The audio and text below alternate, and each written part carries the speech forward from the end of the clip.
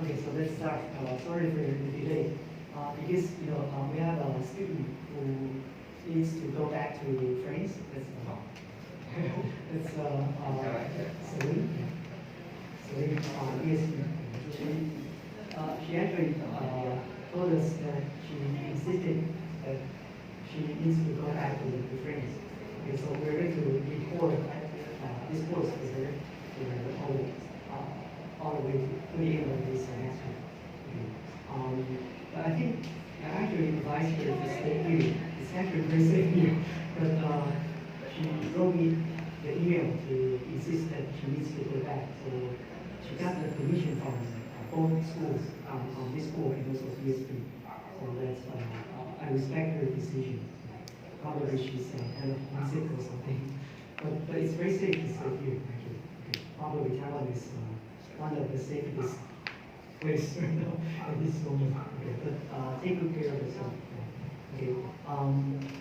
So let's today we're going to continue the presentation. Okay. But before that, let me announce some of the details of the midterm exam. Okay. We're going to have the midterm 2 weeks later on April 29th. Okay. We're going to have essay questions. Oh, okay. I think I announced this last week. Okay.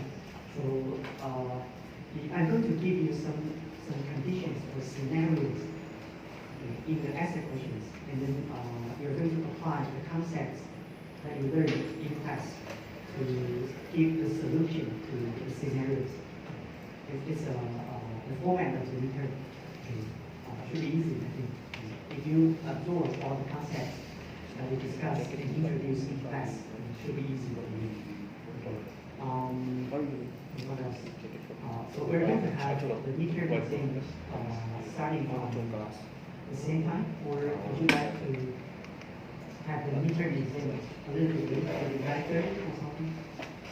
It's up to you. 9:30? 9:30 will be better. Okay, so let me put it here in case we have trouble.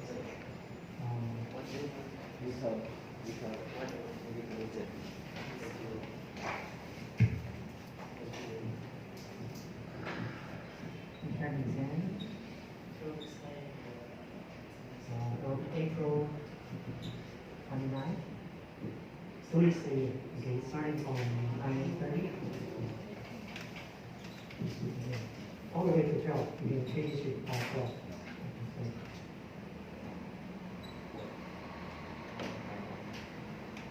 Okay, so that's the midterm exam. Okay, and I'm going to have the teaching assistant to help to practice the exam. And then we're going to have the answer sheet. So probably you're going to get the answer sheet from the office with a blank answer sheet. Please get 2 pieces of the answer sheet for everybody, for each student. So you have enough space to answer. Okay. Okay. So that will be the midterm exam. Okay. Any questions regarding the midterm? Which room or where is it? Which room? Which room? This room. The same room here. The same room here. And then in the same seat. The school actually requires to sit on the same seat, so you're going to sit exactly the same as you sit right now. Okay. So that's the midterm exam. Okay. What else? That's pretty much about it. Okay. Okay. Any questions regarding the midterm? Oh, all right. By the way, the final project I almost forgot. Okay. The final project will start from I forgot sometime in May. Sometime in May. Okay, a few weeks later. After the midterm exam, we're going to have the regular class for maybe 2 or 3 more weeks. Okay, so we're going to have your final presentation, final project, starting from the middle of May, I believe. Okay. So the format and also the requirement for the final project for this, please, each group, please get together to write a case. Okay, to write a case.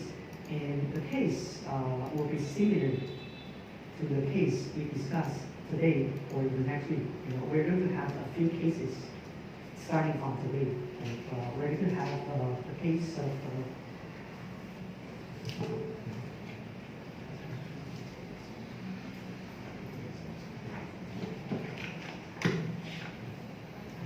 today, the case will be the global rank face-off. Okay. Then you can write a case similar to something like this. Okay. The case is not real. Okay. It can be real, it can be hypothetical. Okay. But the purpose for the case is to provide a scenario for us to discuss the possible solutions for this situation. Okay. So today we're going to spend some time on the case. So the presenting group, who are going to present today? Please present the book first, okay, and the case last. You don't need to have the solution or answer for this case when you present. It's okay. And we're going to use this case as to provide a scenario, and we're going to discuss on the possible solutions together. That's the case. So the final project will be similar to something like this. Okay, but each group will write a case based on. There are a few ways for you to write a case. Okay, for example, during the past couple of years, some of the students interviewed their parents, okay, and then to come up with a real case related to organization design and management. Okay. For example, today's case, we're going to discuss the scenario that there's a company, a global company. They have business in a lot of countries, in different regions, okay, where they face the decision to have a general campaign to launch the new product in different regions. They have different ideas, different thinkings from different regions. And then what can be the best solution to reconcile the differences or different concerns in different regions? There's something related to centralization versus decentralization, and also a little bit related to today's topic, later collaborations. Okay. So the case will be based on a topic that we discussed in class. For example, last week we talked about centralization versus decentralization. So we can come up with a case to discuss some of the issues or some of the situations that we face. How are we going to decide? To introduce the details. Okay, try to introduce the details of the case. Okay, to give details like this. Okay, then we're going to have something to discuss on. Okay, that's the purpose of the final project. Okay, it can be a real case. You can interview your parents, your friends, or the company that you are working for. Okay, bring a case to the classroom. Okay. Or you can use, if you don't have anybody to interview, then you can try to use the secondary data, for example, website, or some of the cases written by the other professors or from other business schools. For example, you can also use something like Harvard Business Case, okay, but it's copyrighted, so we need to be a little bit careful. Okay. Preferably, the case will be based on the interview or your past experience. Your past experience will be fine. Okay. The company or your friends, your parents' company, what kind of situation they face, what kind of issues they face. You bring the issues to the classroom, and we're going to come up with possible solutions. And we're going to discuss the pros and cons of each solution. The purpose is to apply the concept that we learned in class to a real situation. That's the purpose. Okay, so that's the final project. So probably it's time for you to get together to work on the case. Okay. That's the final project. Okay. And each group will take 1 week. Okay, the whole week. 3 classes, 3 hours that will be yours. Okay, you can present the case in details. Okay, probably you can introduce the company first. what kind of company is this, and the industry, what kind of industry this company actually participated, and also who are their competitors, and what are their products or services. They introduce the background, and what kind of strategies they use, and then bring the organization design issues to the case. So that's the final project. Okay. But if you don't have, if you have any, if you don't know how to write a case, I can always refer to the case today and the next week. Okay, those are very good cases. The author of the cases actually collected the information from different companies and compiled the case. Okay, so the case is not new actually, but it's a combination of the scenario of different companies for the purpose of discussion in class. So that's the case. Okay. If you have any questions, feel free to bring your questions to ask me the next week. Okay. Probably we can spend some time to discuss on it. You can choose the company, please. You can choose the company, please. It can be a very small company, doesn't matter. Okay, it doesn't need to be a well-known company, very big company, not necessarily. Okay. Just we want a real situation. That is the most important. Okay. So because the purpose of this course is for you to get familiar with organization design and organization management issues in the real world. Okay. That's the purpose. Okay. It can be anything. We have different topics. We talk about centralization versus decentralization. We talk about strategy. We are going to talk about lateral collaborations today, and the next week we're going to talk about compensation or performance evaluation. Okay, and later we're going to talk about compensation. Okay. It can be anything, or it can be a combination of different topics. Then we can talk about strategy and also centralization versus decentralization, and how are you going to design the performance management to execute this kind of organization design, right? And how are we going to design the compensation scheme to fit your design of performance management? It can be everything, or it can be a single topic or multiple topics. It's up to you, as long as we have something to discuss. Because I think the value of the course is for you to get familiar to the issues in the real world. And some of you are working or you have some work experience, but some of you did not have any work experience. But it doesn't matter.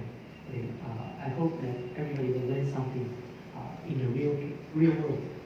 And then in the future, what you have learned in the past will help you to deal with the issues when you work in the industry.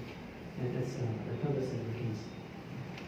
Okay. So any questions regarding the final project? Okay, and if you don't have any questions, then let's start the presentation again. And again, I'm going to interrupt a lot. Okay, so don't be frustrated before it comes. Okay, so let's give a big pause to the presentation.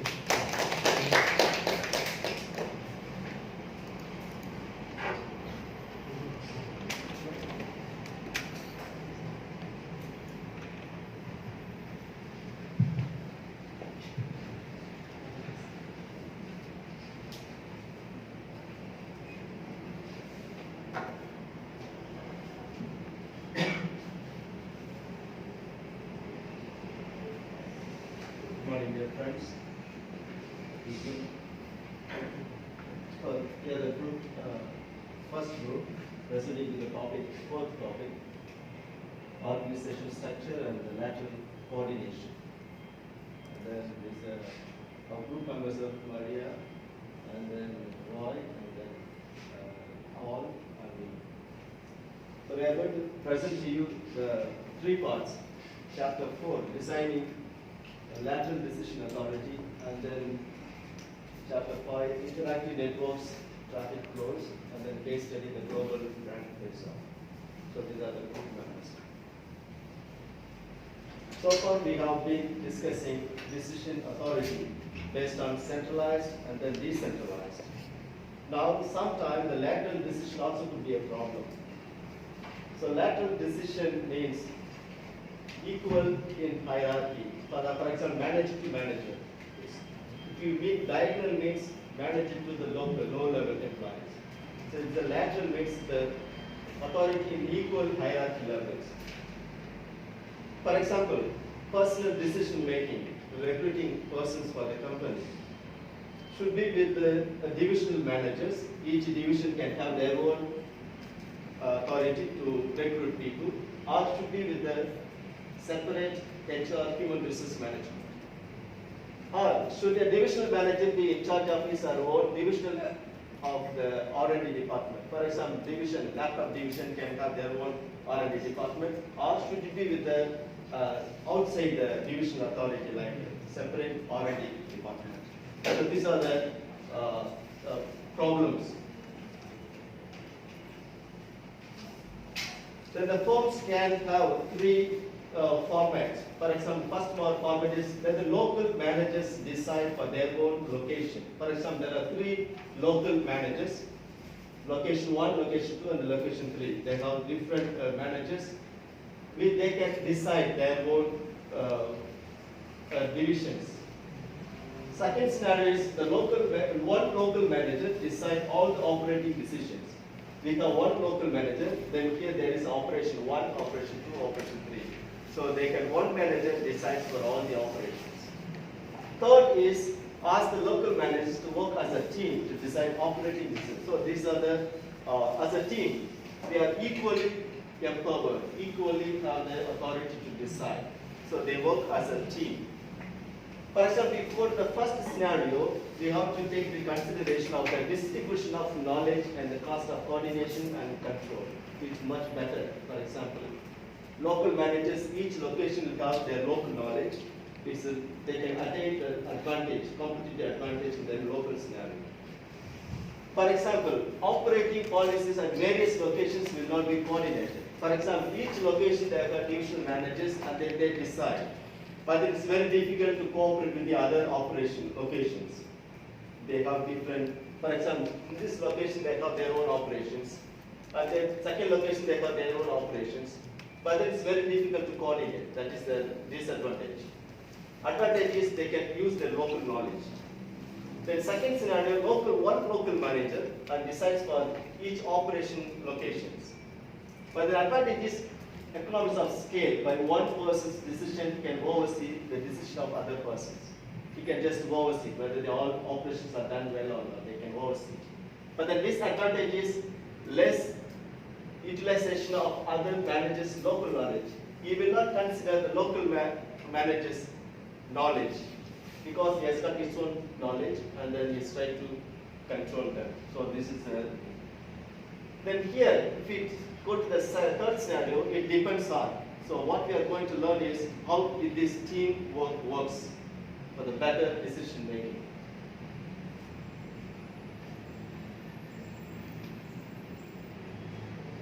Of course, that's what we talked about is when the markets are more independent and relevant, local knowledge is needed for operating decisions. That's the only thing.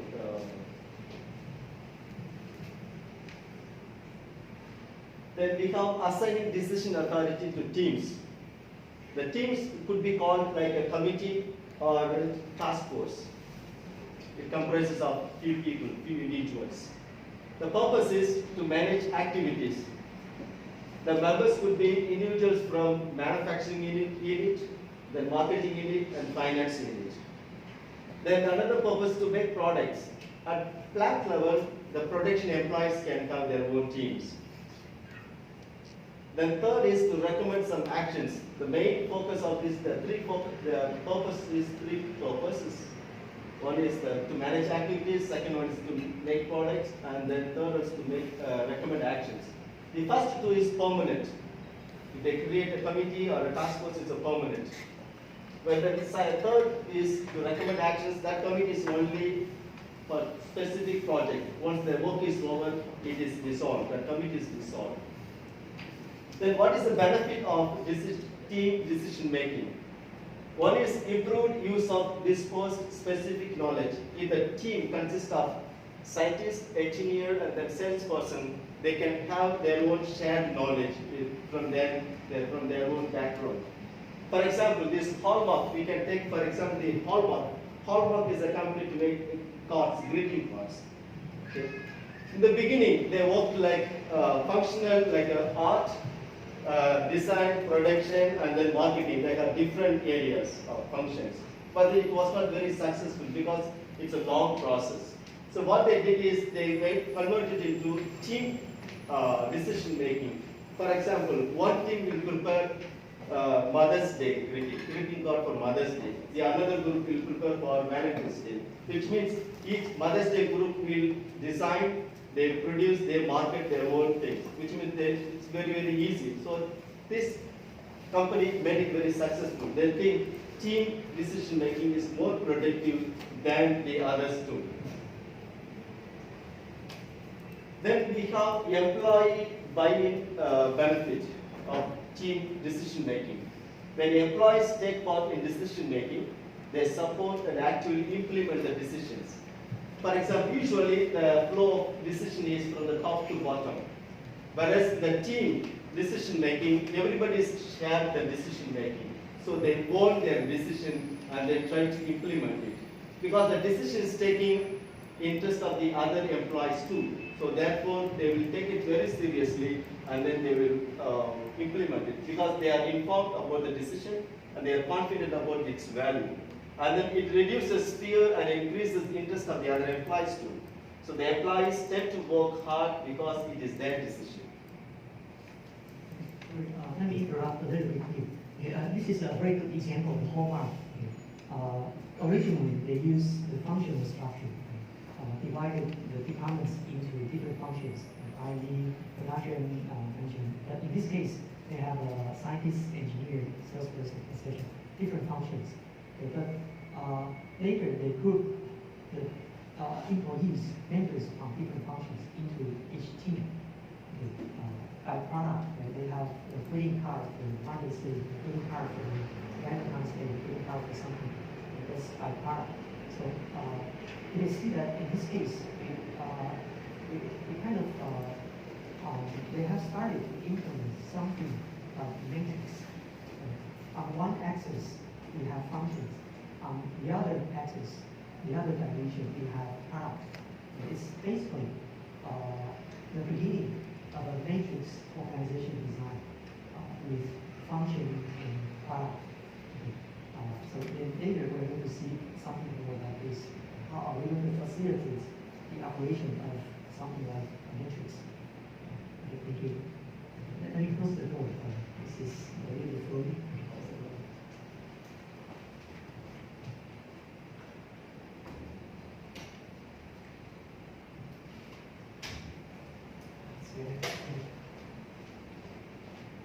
Thank you. Please continue.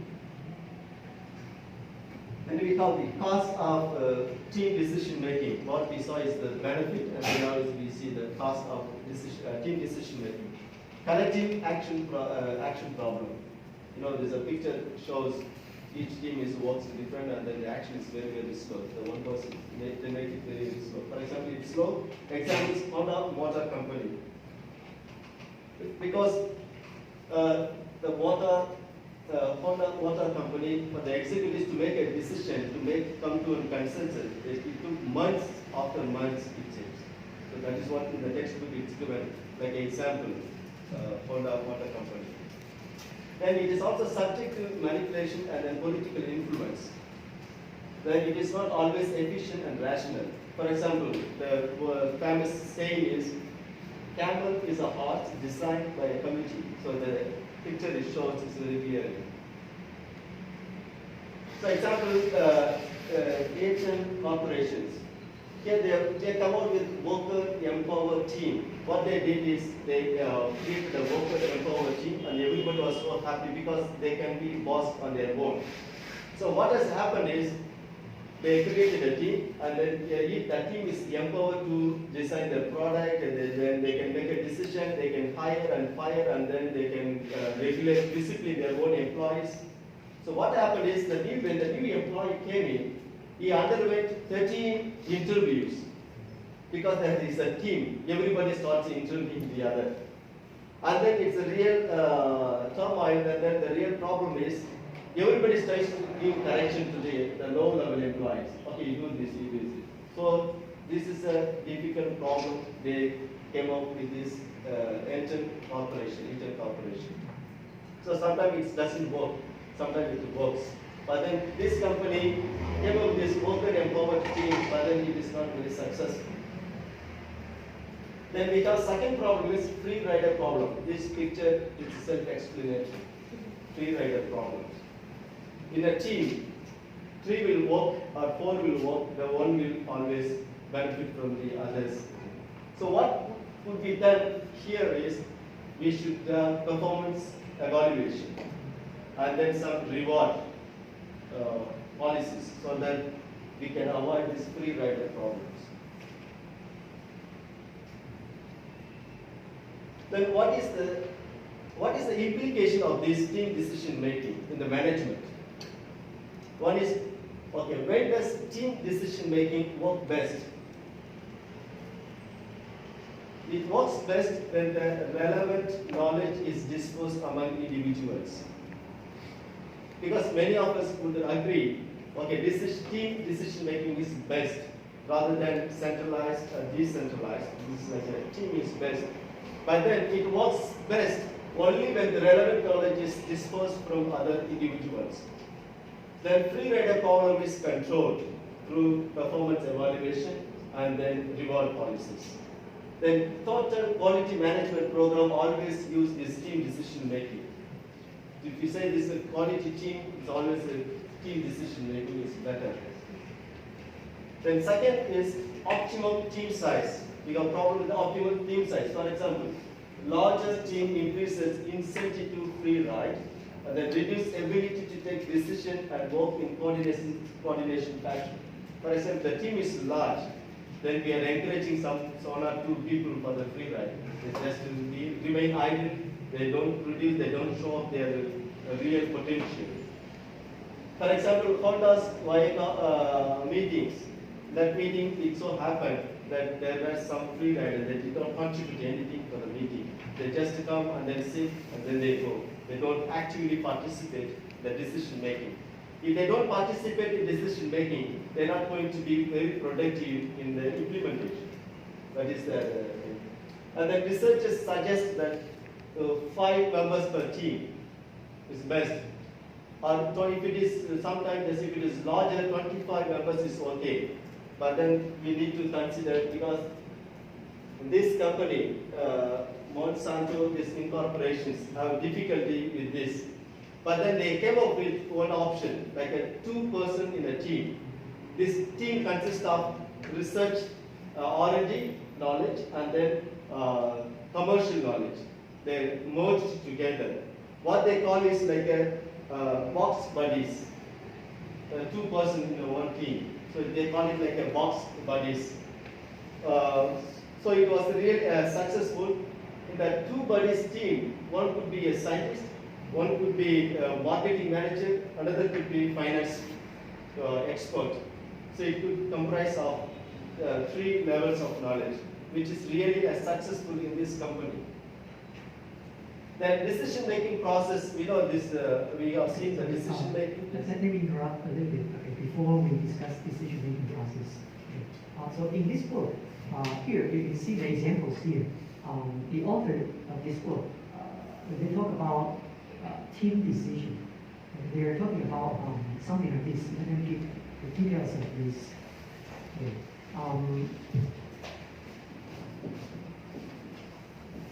Okay, let me use an example to discuss the design of the team. We have here R&D, production, and marketing. Okay. In each different function of the department, we have different members.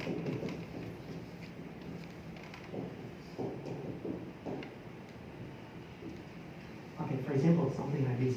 This is a functional structure. Okay, but when we have different products, in the case of Homa, okay, we're going to have one member from each functional department to be put in a team. Okay. For example, this is product one. Product one. We have a member here. Okay.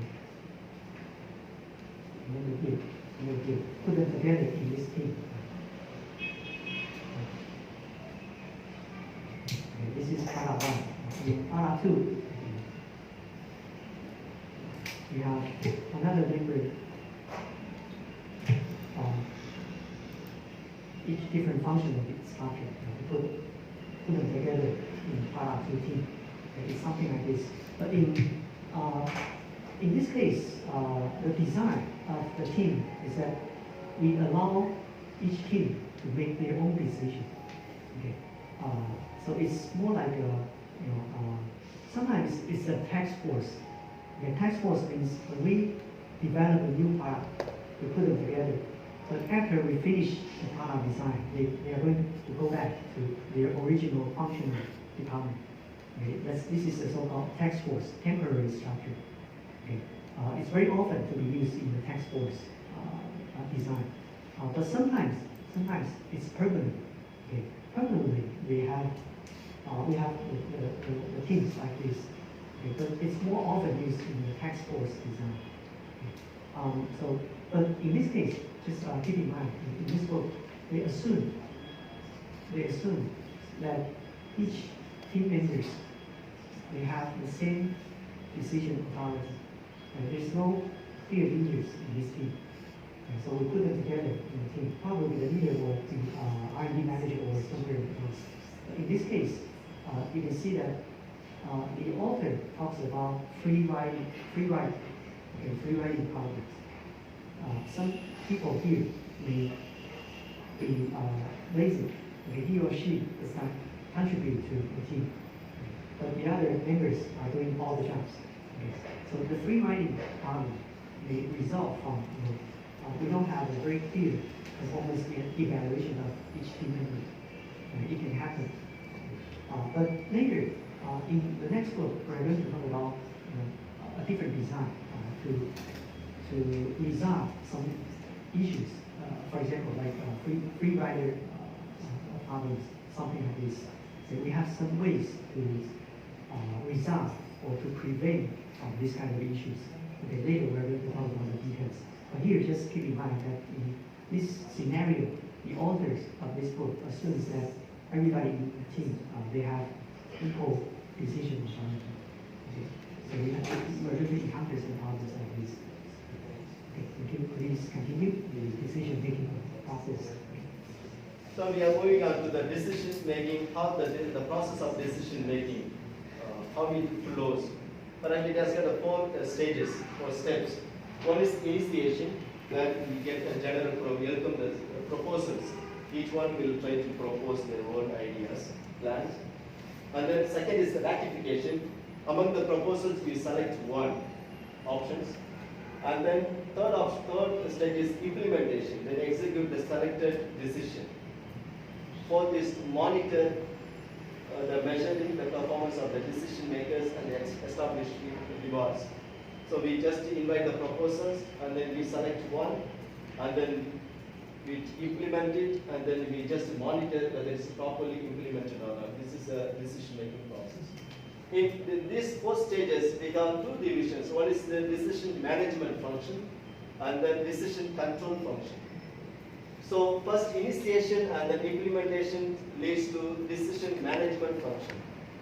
Then ratification means approving. Okay, ratification and then monitoring is decision control functions. Let me add a little supplementary information here. In this topic, decision-making process, the author of this book actually suggested that in the decision-making process, you need to separate decision management functions with decision control functions. Okay, otherwise, we're going to face some problems. Okay, so in this case, the author divided the stages of decision making into 4 stages. Initiation, which means, for example, I'm putting up the new ideas. Okay, what can be the solution? Solution 1, 2, 3, 4, and 4 solutions. Okay, but the next step will be ratification. then somebody will select the best solution. And if I'm the person who initiates and also replicate, which means to select the same thing, then the decision will be based on some kind of bias. I cannot do four solutions, but I'm the person who select. Well, probably it can be, I select this solution because of self-interest. The solution is best for me. I can benefit more from this. So to prevent something from this, we need to separate the function of initiation from rectification. That's the early stage. And in the implementation stage, that's the same. If the person who implements the solution will be the same as the person who monitors the result of the implementation, what can be the result? You don't have a mechanism to control the quality of implementation. So the author actually suggested, okay, in the second stage, we need to separate implementation and monitoring. Some people will be monitoring the implementation, but the other group will be in charge of implementation.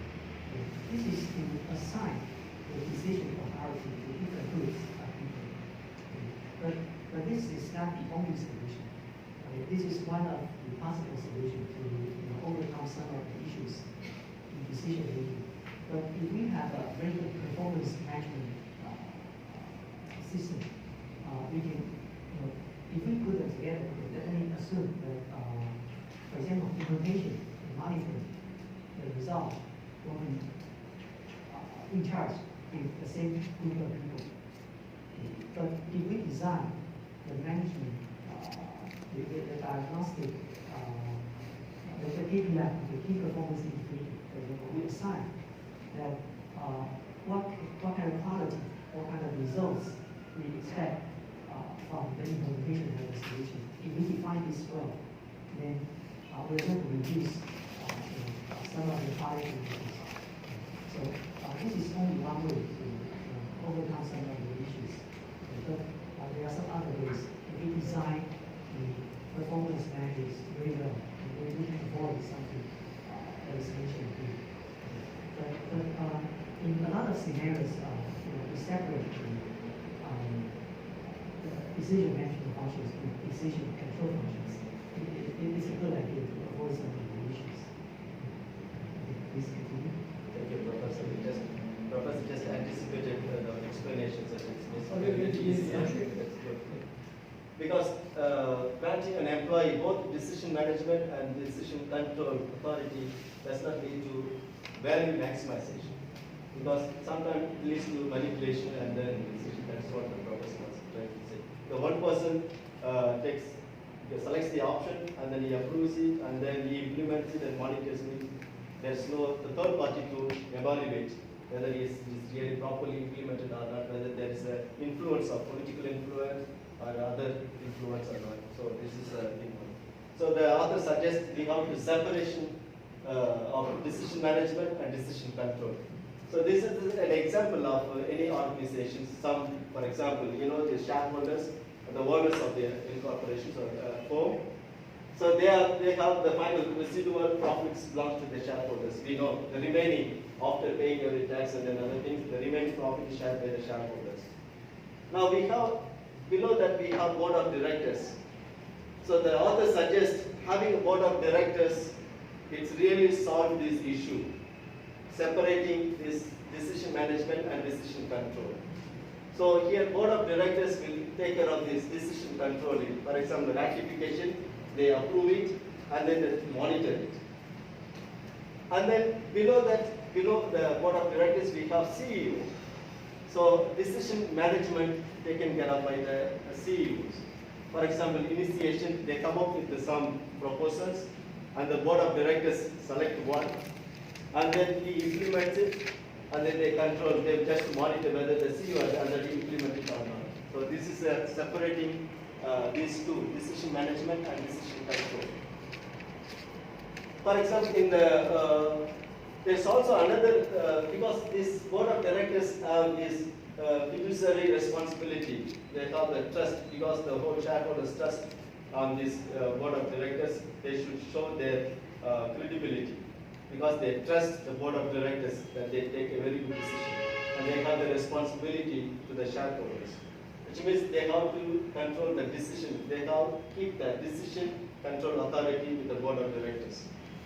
Then CEO only manages decision, is only manages the decision and implements it and then takes care of it. Then later there is also monitor the monitor.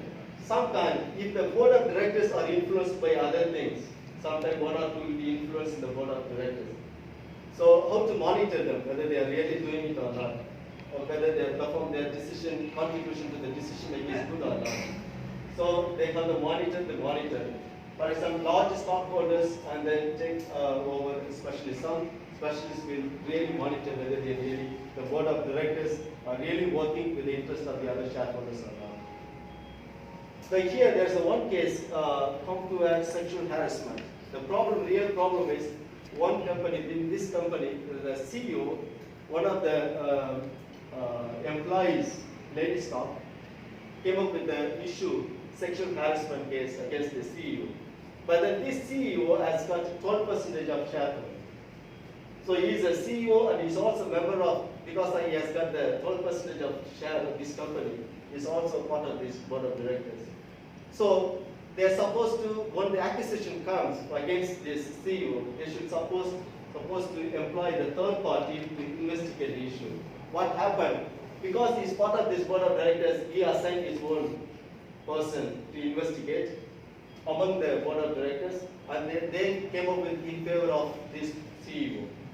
So what happened is they took a decision because his influence is here. So they took a decision that to kick off that lady staff, and then they just removed her from the post. So they solved, the issue is solved.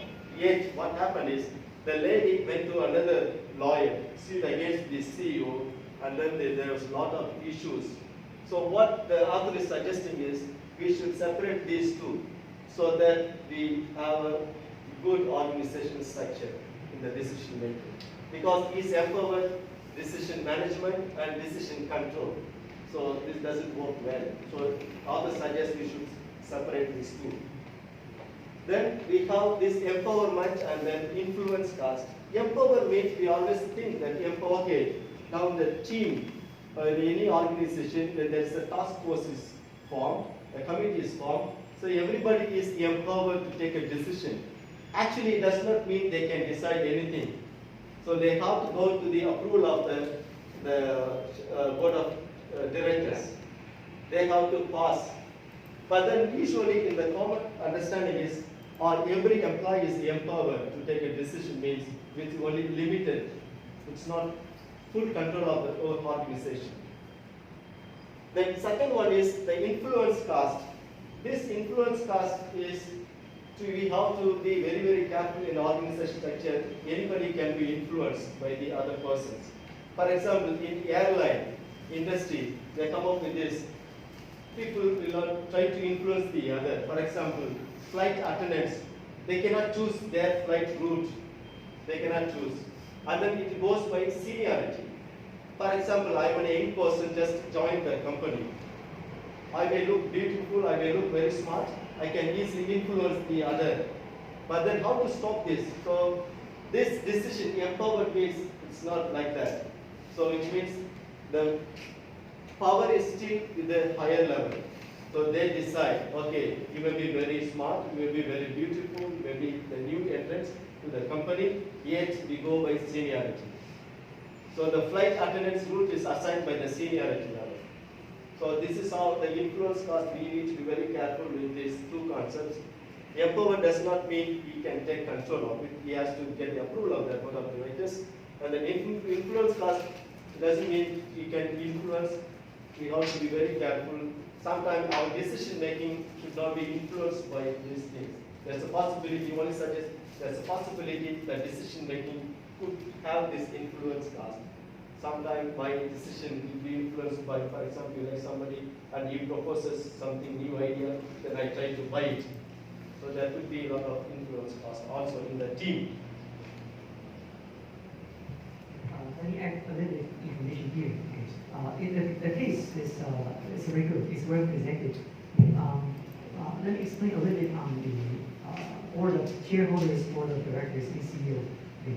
So this is a topic of corporate governance. Okay, corporate governance. So if you're interested in the topic of corporate governance.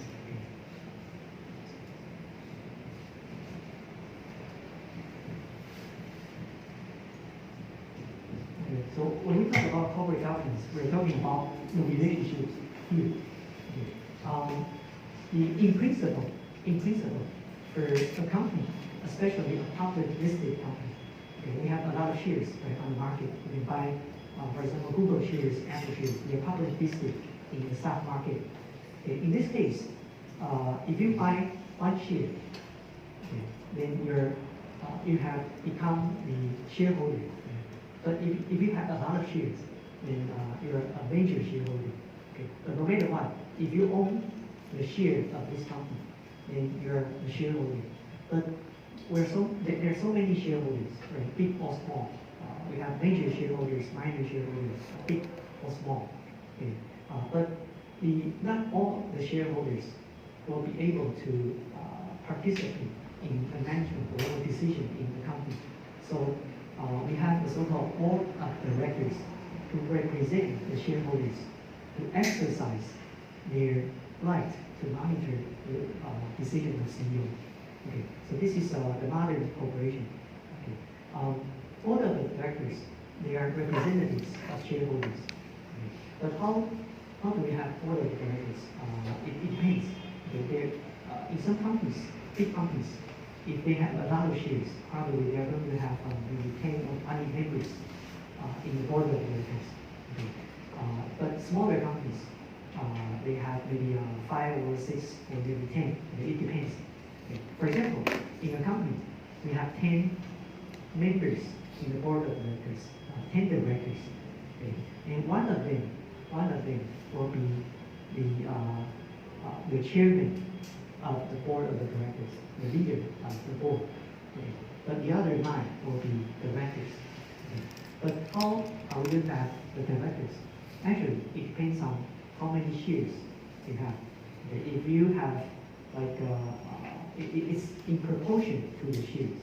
Okay. If you're a major shareholder of your company or you're a very rich person, you own maybe 20% of the company's share. Okay, then you have the right to vote. So the board of directors are actually the result by vote. Okay. If you have more shares, you have more right to vote. But if you have only one share, you have really little right to vote. Okay, so you can see that board of directors is the result of vote. Okay, but the result depends on how many shares or what the proportion of the shares you have in this company.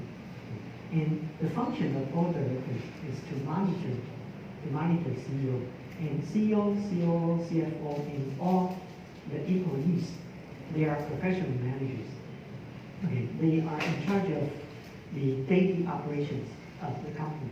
Okay, but the result is that you're a shareholder. If the company is doing a very good job and they have the profit, then the shareholders can receive a dividend every year. Which means the profit the company earned, and part of the profit will be given back to the shareholders, the shareholders. But we're not sure whether CEO or the whole team of the professional manager, including all the employees here, whether they are doing a good job or not, we don't know. So board of directors, they are going to, according to the book, they are in charge of the decision control functions. Okay. And then CEO and the other, they are in charge of decision management functions, which means they come up with a decision. Okay. But the decision will be finally approved by the board of directors. Okay. And that's the same. In the end of the year, the board of directors, they are going to monitor the performance of the company for the CEO. So that's the design. But Kristen just mentioned an issue that in corporate governance, whether CEO, is it good for CEO to be part of the board. Okay, that's the so-called CEO duality issue. Okay, there are two different choices. Okay, choice one, or alternative one, CEO is a pure professional manager. Okay, they are in charge of the operations, but CEO is not in the board. Okay, the second alternative is that CEO can also serve on the board. He can also be the chairman or one of the board members. Okay, there are pros and cons. Okay, there are pros and cons. Okay, if CEO can be on the board, okay, according to the book, the authors of this book, they thought that CEO on the board, also at the same time also board member, this is not a very good idea. Because it's possible that you are going to subject to the self-interest of CEO. Okay, he makes the decision based on his own personal interest. That's according to the book. Okay. But in practice, you also see, there are some advantages for CEO to be on board. Because CEO, theoretically, CEO and the management, the top management team, and also the employees, they know all the details, and they have the information of daily operation. They can make very good decisions. If we align the CEO and also professional managers' self-interest with the board, the shareholders' interest, then probably it's not a bad idea for the CEO to serve on the board. So that's the issue in corporate governance, but I won't go into the details. But here, the authors of the book actually advocated a separation of the CEO with the board of directors. Board of directors are in charge of ratification and monitoring of the decision, and CEO and also the management team and also employees are in charge of decision management function, which means initiation and implementation. Okay, so that's the idea of this book. Okay. So that will be more clear. Okay, thank you. The clock starts. I just realized that it's already 10:20. Okay, I'm sorry about that. I thought it's 9 something. So let's take a break. Okay. Let's take a break and come back in 10 minutes. Okay. It's just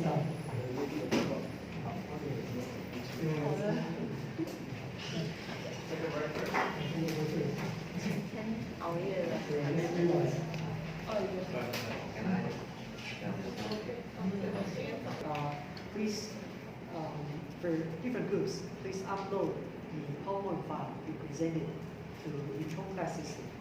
We have a discussion session here. So each group, please send your PowerPoint file to the discussion session. Okay, so everybody can share the PowerPoint file. Okay, because in the midterm exam, we're going to use the materials that you have been presented. So that's, I'd like all the groups to upload the PowerPoint file to the control classes. And then, that's pretty much what I think there's something I need to say, but it's okay. Okay, so let's continue with the presentation. So,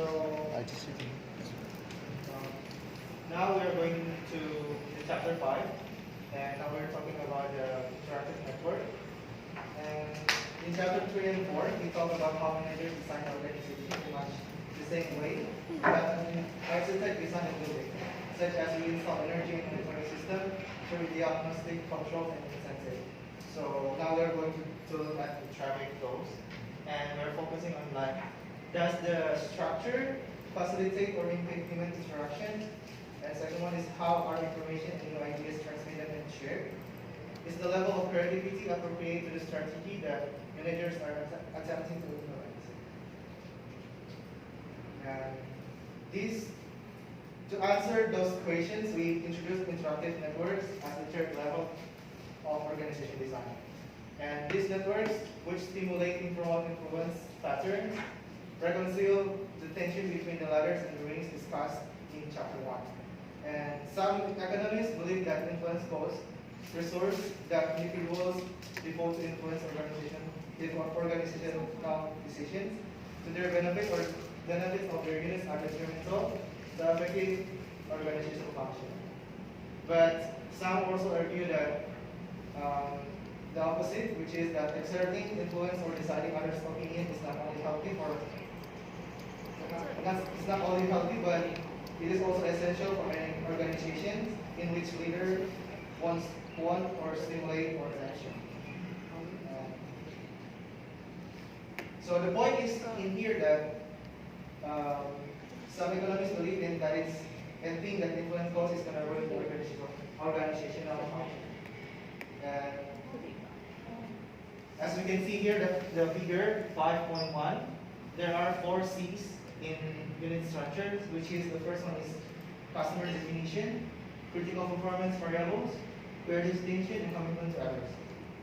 So previous chapters analyze customer definition and critical performance variables as 2 key determinants of organization structures and systems.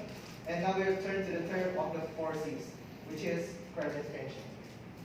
And in this case, the manager must first analyze their strategy to determine the level of credit extension that they are desired. And then they must design the third lever, which is interactive network, to facilitate the required levels of inter-unit communication, learning, and adaptation. And Theodore Levitt said that organizations are created to achieve order. They have policies, procedures, informal or powerfully informal unspoken rules. The job for which the organization exists couldn't possibly get done without these rules, procedures, and policies. And creativity and innovation is the others. Hence, organization tends to be hospitable to creativity and innovation. So without creativity and innovation, it would eventually perish. And now we're going to the leadership. So a critical task of leadership is to counterbalance the natural forces of stability that are embedded or attached in any organization. The second one is that senior managers must stimulate the organization to constantly create and test new ideas, and they must ensure that existing assumptions are challenged. The third one is individuals at all levels must be forced to interact with people in other units and to focus and maintain what they have been doing at the right angles to their current position and job responsibilities. So, and sometimes this interaction can lead to into new unexpected strategies. The next one is people must think outside of the box rather than building the boxes. So, in order for organizations to survive in the long term, they should come up with the new ideas and strategies. So, they should not implement the same or the current ideas all the time, because without any new idea or strategies, the competitor will overcome them. And because of their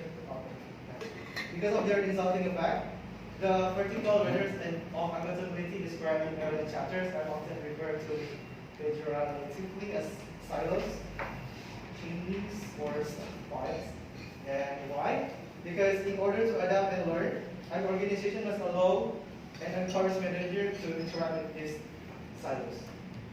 And one way to solve this is through job rotation programs, which is like, for example, some other units, they go to the other units to like for a day or week, and then months or 6 months.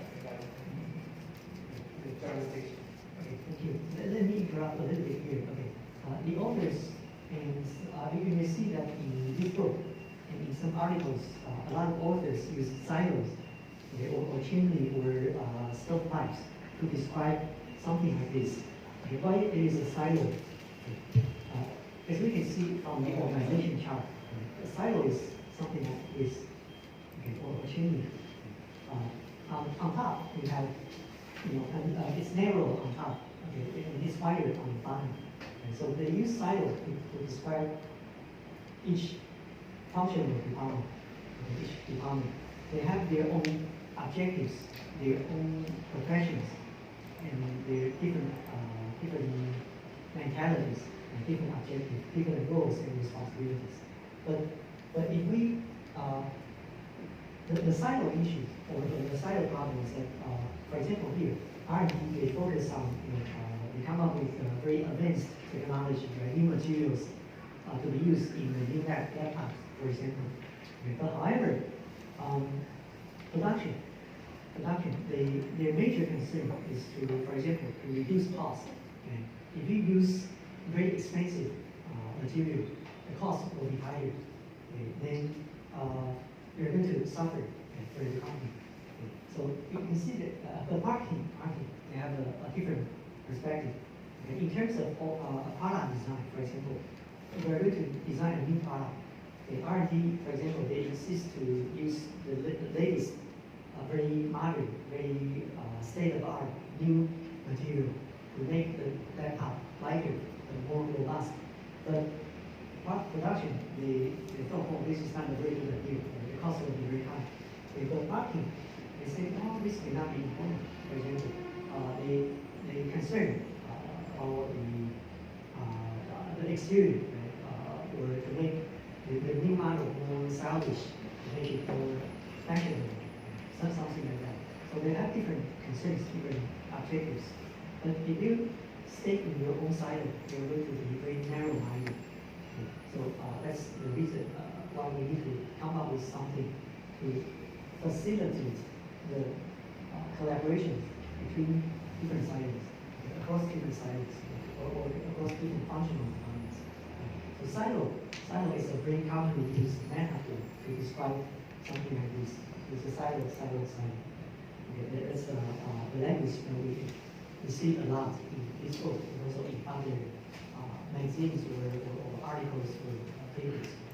But it's a metaphor. But it's widely used in the industry. But in academia, you don't see a description like this very often.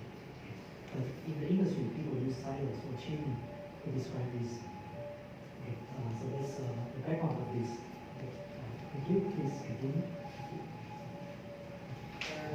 Now we are going to the next slide, which is we're going to talk about the span of influence. And span of influence is to build the rings that we all owe. Learning and adaptation, we can use the third span in our implementation model, which is the span influence, which means that the width of the net that individual cast in collecting data, probing the new information, or attempting to influence the work of others. And for some individuals, work is relatively self-contained. As a result, it is not necessary to interact with others outside of their units to accomplish their goals. So as you can see here, like the figure of 5.2, the span of influence is very small. So it is only like limited interaction between them. So yeah, it's very narrow. And then now we're going to the wide span of influence.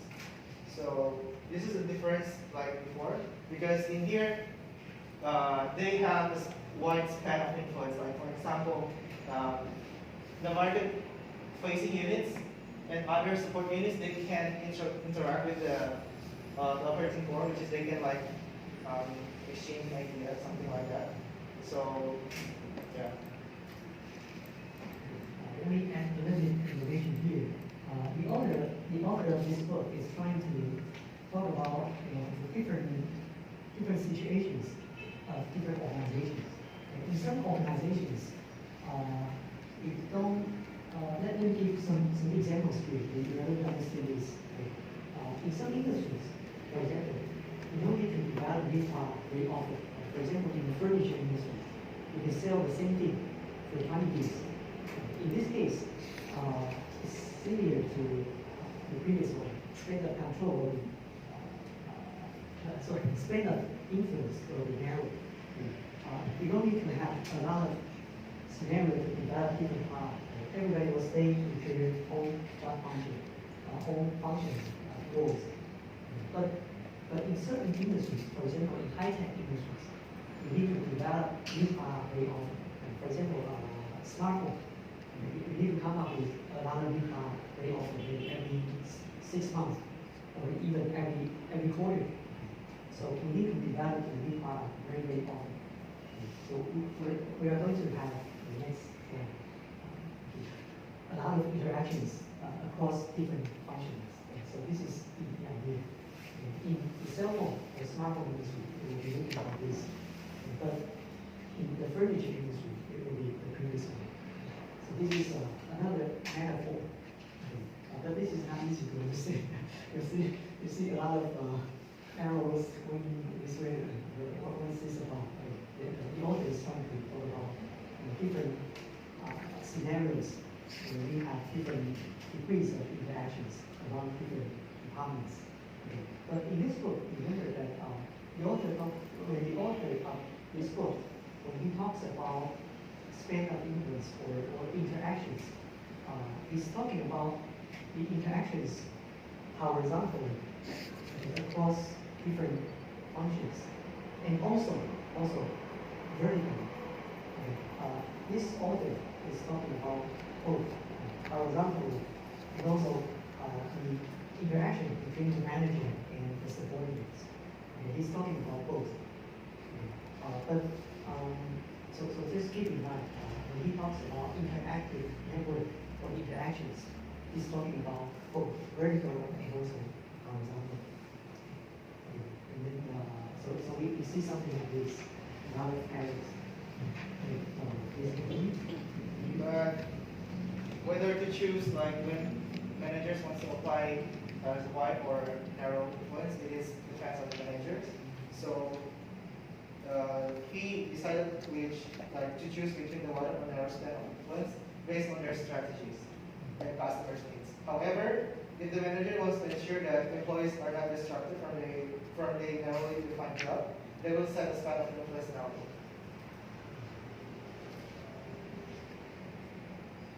Now we're going to 5.4. As you can see here, the span of influence of marketing and sales unit is quite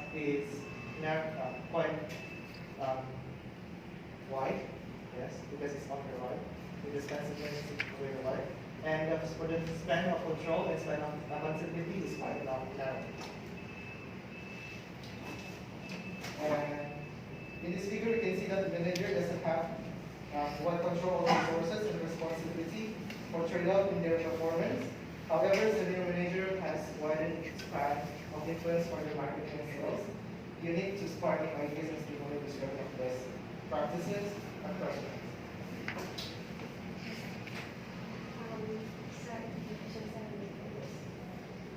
What we saw during all the previous courses mostly is that actually companies are trying to regulate and have more control over the different units. But it's actually pretty much reverse here we're studying, because it is important for companies to have control over the units, but then it is important as well to have a lot of communication between them to not kill creativity and innovation. So idealistically, we always want the span of influence to be larger than the span of control, so that people interact more in the company while staying in the different core units they've been assigned to. So to do so, there are different techniques companies can use so that they can increase their span of influence. So the first one is by adding another layer of supplemental activities. This is basically what Chris already mentioned a bit, and the teacher as well. Basically, to help one of the team there, where as the teacher briefly explained, you either have short-term teams that are created or long-term teams.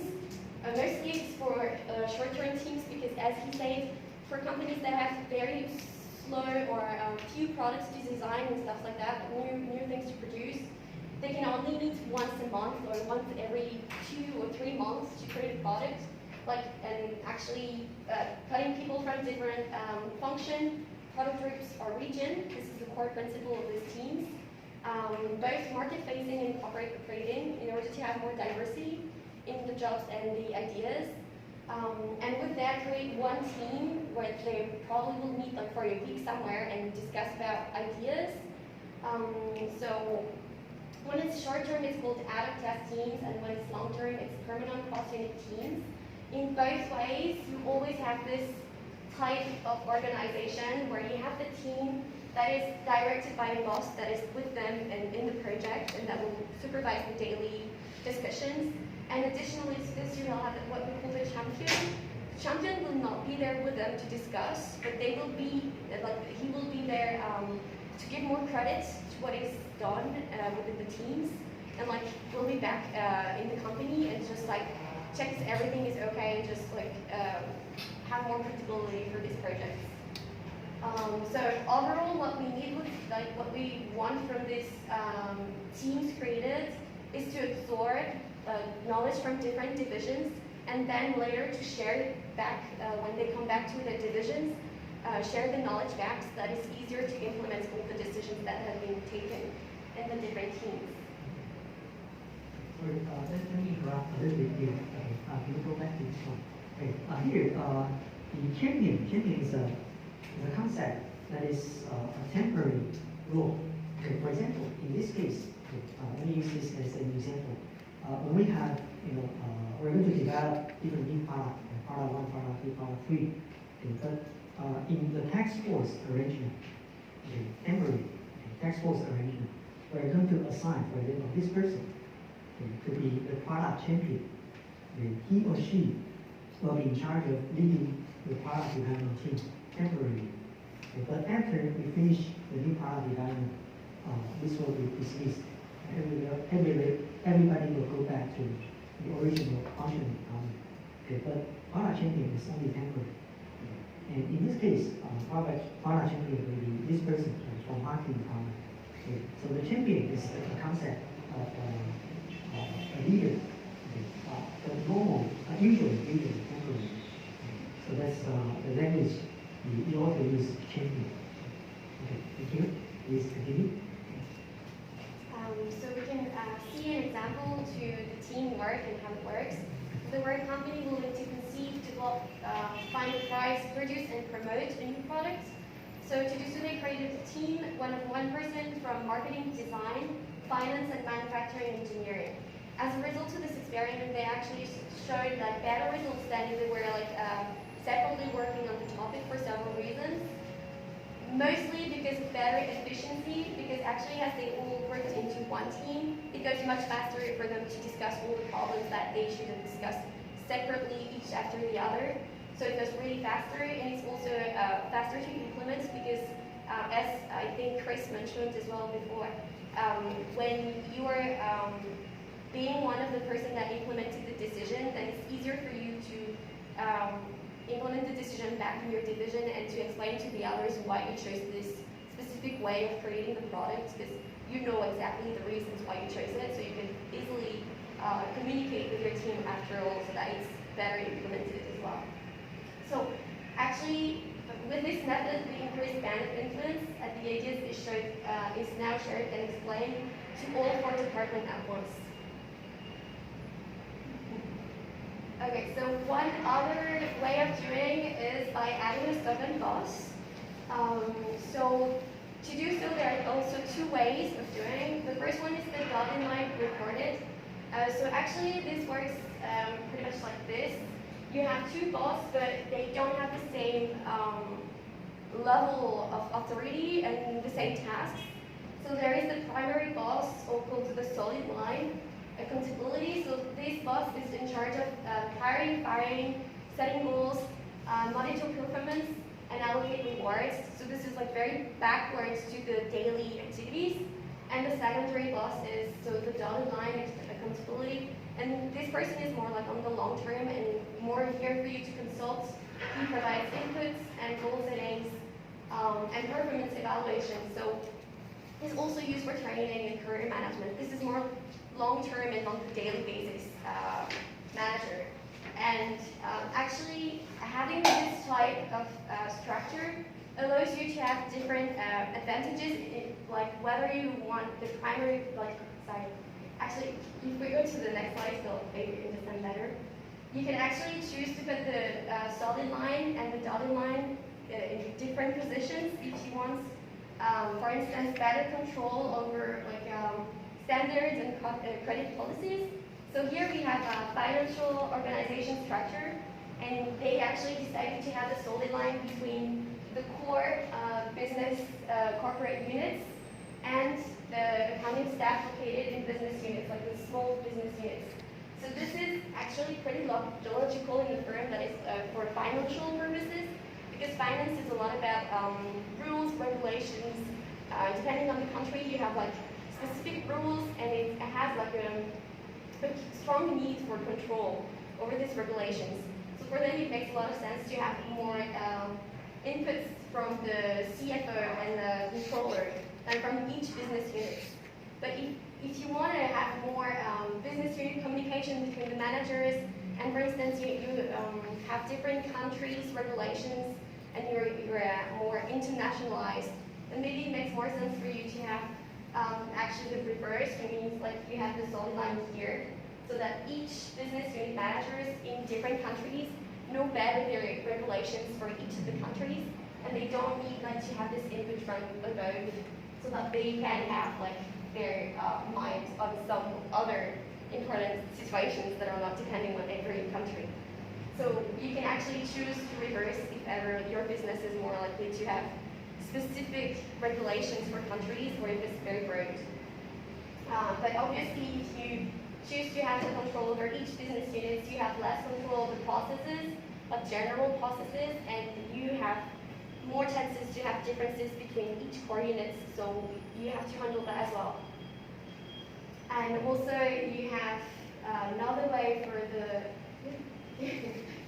for the second bus is to have the matrix reporting. So we already mentioned matrix with division earlier in our other courses. So this is a very complex system, and it's, if you have to remember, it's like, for instance, having like a geographical, like Asia and Europe, and then you will have like computer or softwares. And every time you'll have that person here and here that both have to report to Asia and computer. So as you can imagine, there's a lot of coordination costs, and this is actually pretty hard as well. In fact, that if you have a big company, it requires as well a lot of qualitative information systems, so that they can manage the whole information from all of the employees and to report to all the managers. So it's a lot of information, and it requires as well a very high span of influence, because if people are just speaking to this one and this one, or just speaking just to this one, then it won't work for your business. So here you have two equal buses. It's no longer like one bus that is in charge of something and the other one is something else.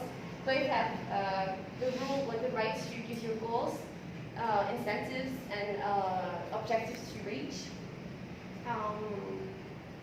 And yes, I think that's it for this. So all these ways that we mentioned are just ways to increase the span of influence, so that you can increase innovation and creativity. And you are not just narrow-minded into your division and not communicating with others. So I think a company is just really about finding the balance between having a nice communication between divisions and control, so that they don't spend all their time communicating with one another, instead focus in their own division as well. So we can also. Sorry, let me interrupt again. Okay. We're going to need some more time. How many problem slides are you going to have? The remaining problem slides? How many slides? Let's see. It should all be about the case study now. I think it's like 15. It's close to 15 slides. 15 About slides. 10 slides. 10 slides. Okay. What time is it? 11. Oh, okay. Okay, let's take a break first. Okay. When we come back, I'm going to spend some time to explain this the top demand reporting relationship and this one. Okay, actually, can we go back to can we go back to the previous one, the top demand? Yeah. And one more right here. Actually, it's let me explain a little bit and we take a break. Okay. Well, actually, this is probably the most important concept today. Okay. Let me use an example to explain this. Okay. So in this scenario, in this organization, we use functional design. But when we need to develop new product, the new product development team can be organized with the textbooks like this. Okay, but if we're going to make it permanent, okay, there's another way to make it permanent. Okay.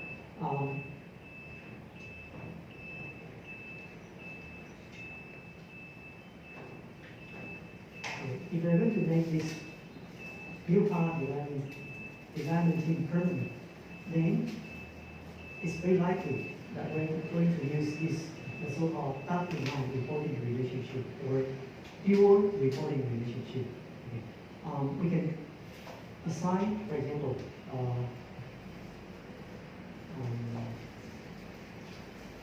here, the product development team, okay, or product development department. Okay, this is the new department. Okay. The new department in the organizational hierarchy is in parallel to R&D, production, and marketing.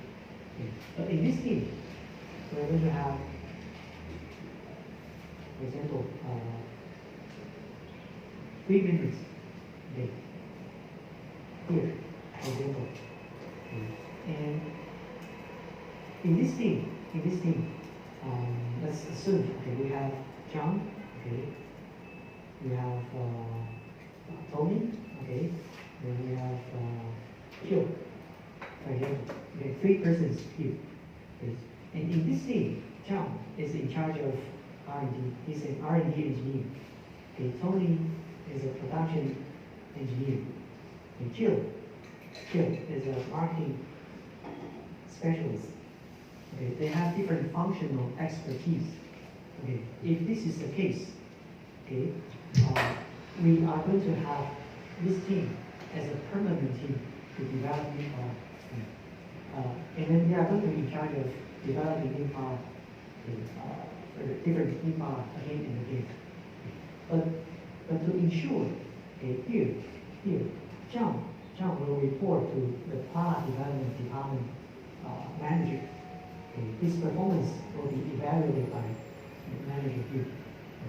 And Tony, the same. But and also Jill also will report to the product development manager in this case. Okay. And hire and fire and also the compensation or performance evaluation will be decided by the product development manager. Okay. But in this case, you can imagine how are they going to be evaluated? And what do we expect from this team? Okay, the performance of this team, okay, this department, will be based on what? Okay. It's different from this R&D. Let's talk about the performance evaluation for department only, or roles and responsibility for department. If we don't have this, originally R&D is in charge of R&D activities. We expect them to develop very good technologies, very good new things, good product design. Okay. And production is in charge of producing products. And then how are we going to evaluate the performance of production department? They are supposed to produce, let's use laptop, okay, as an example. Laptop, R&D is in charge of designing laptops.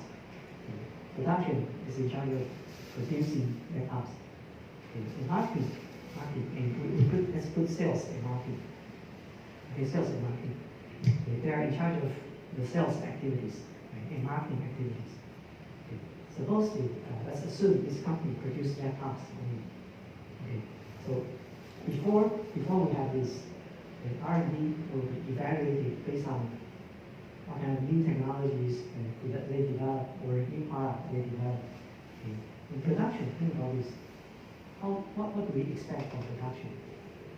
We have a factory, right? Production is the whole factory. We have different assembly lines. Okay. But how do we decide whether the production department is doing a good job or not? How do we evaluate it? Percentage of products that are having mistakes. If they are very low percentage of products that are not good made. I don't know how to the name of it. For instance, if this, instead of being written that way, was written reversed, that would be a product we don't use. Quality. Quality and percentage of products that are thrown away if they're not good. This is one. Okay, good. Product quality is one very important performance measure for production department. If they produce a lot of product very fast, okay, but a lot of products they have problems, quality problems, quality issues. Okay, that's not very good. So quality is one of the key performance indicators for the production department. We hope that they produce very good product of good quality. Okay, so quality is one of the very important performance indicators. And what else? Okay.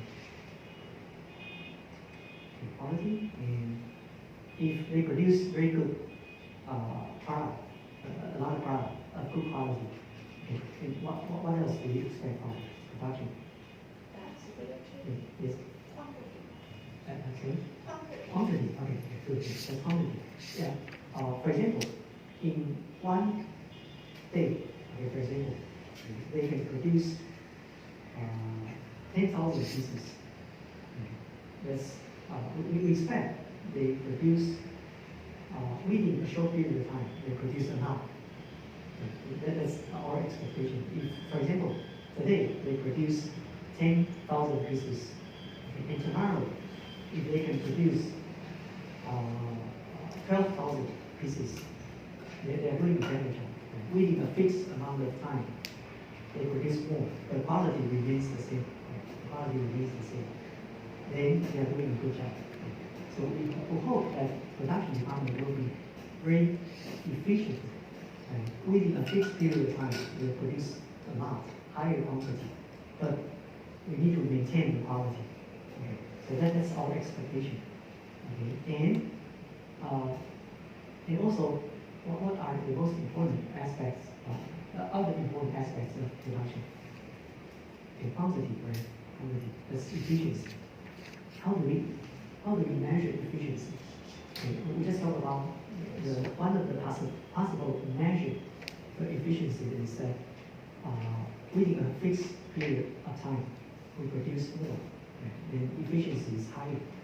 Okay, and what else? What are the other possible measures for efficiency? Waste. Yes. The waste management should be The waste. We should not minimize the wastages. Waste. Okay. If we reduce the waste, right? We keep a fixed amount of input. Okay, but the waste is very limited. Okay, that's another very good measure.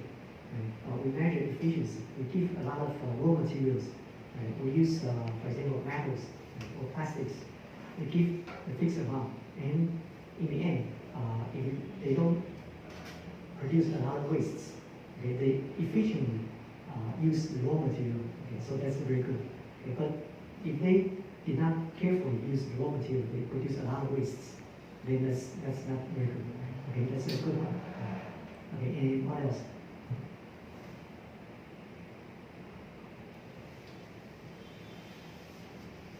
Okay, what about time? Cost. Cost is another important element. If we buy the raw material at this price, then we can produce more. Or we give this fixed amount of budget. Okay, we give, for example, 1 million for production to buy a lot of raw materials this month. Okay. Then they produce, for example, 10,000 pieces. But the next month, if we give them the same thing, 1 million to buy raw materials, they can produce 20,000 pieces. They are actually increasing the productivity, the efficiency. So within a fixed amount of budget, they can buy a lot of materials. For example, they produce egg, for example. So cost efficiency cost efficiency is another very important element for performance management for production.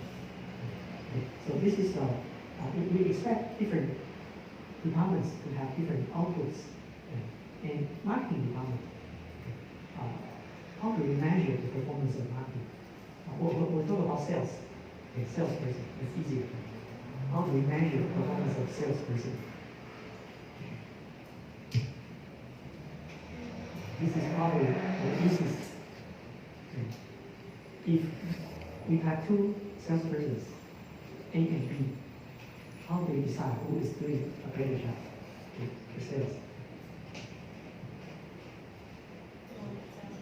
It's very easy, right? If A sells more, then he's doing a better job. If B sells more, she or he is doing a better job. And we just look at the sales volume. So we expect salespersons to sell more. Sales revenue, that's a performance measure for sales department or salesperson. So that's the concept of different performance measures. We expect different departments to come up with different performance, different results. You can say that, different results. Okay, but in this case, they have their specialties. They have here we have 3 R&D engineers. Okay, we have 4 production engineers. We have 5 marketing specialists. Here, for example, or 5 salespersons. Okay, you give them, for example, salespersons. It's easy. You give them the quota. Okay, please, you try to sell 1 million for this month. And you are supposed to sell 2 million because you are senior, for example. And etc. You give the quota, the target sales revenue for each person. Then we measure the performance. But here, that's when we use functional structure. But when we need to develop new product, we put a new product development department here. And in this organization, we have John in charge of R&D, and Tony in charge of production, Jill in charge of marketing. But here, how what do we expect from the product development department? How do we measure whether this department is doing a good job or not? In this case, they are in charge of new product development.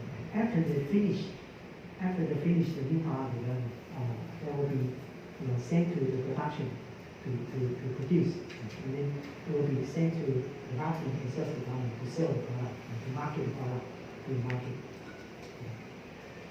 So in this case, what do we expect from this department?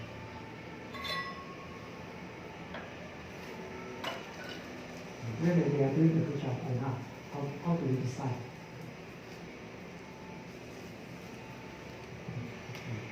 They are in charge of new product development.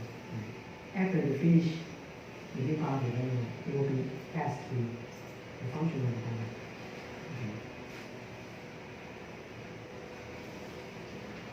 So what do we expect from this?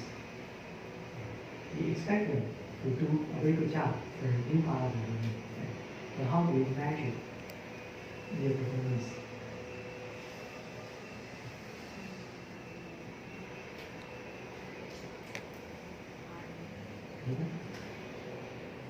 How do we measure their performance?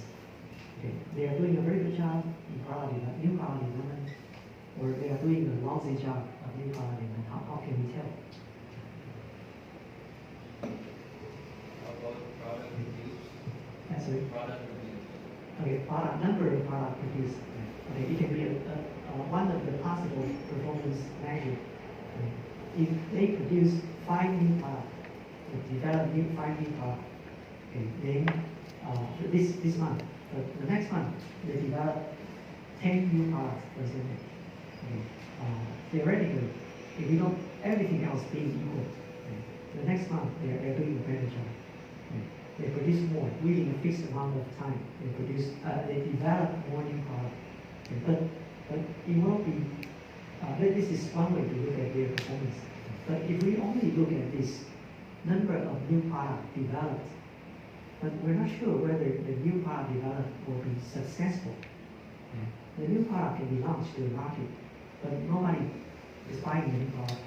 It can be, the product is not very good. But if the product developed and then produced here and then market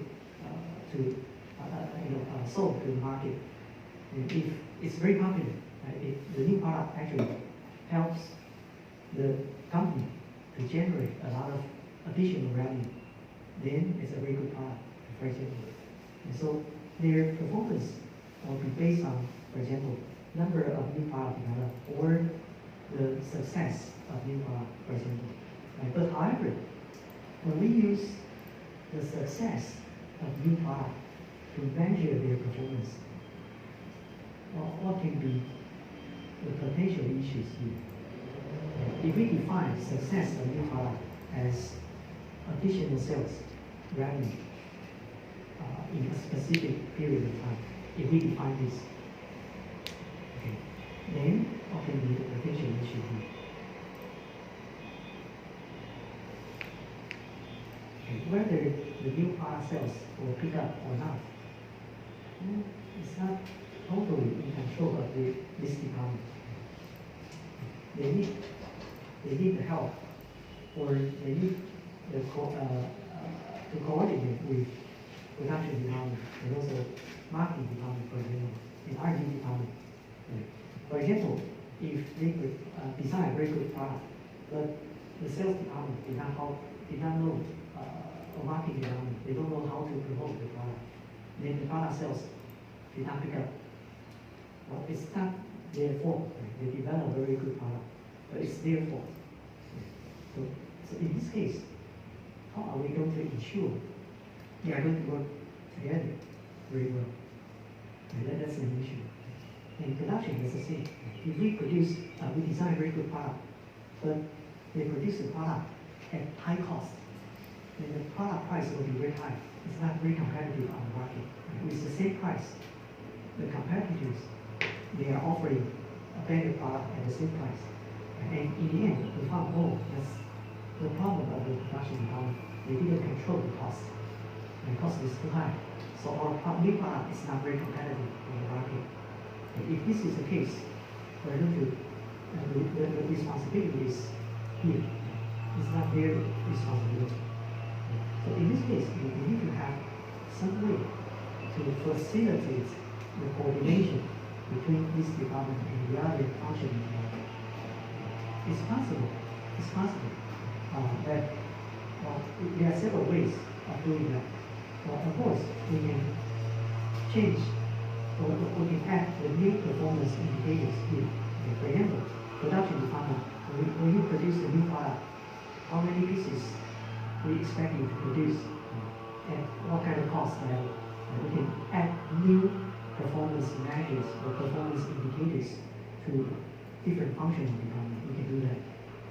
In sales department, we can add the new performance requirement to salesperson. In this season, this quarter, each person will take the responsibility to sell maybe 10,000 pieces of the new product, for example. We can do that.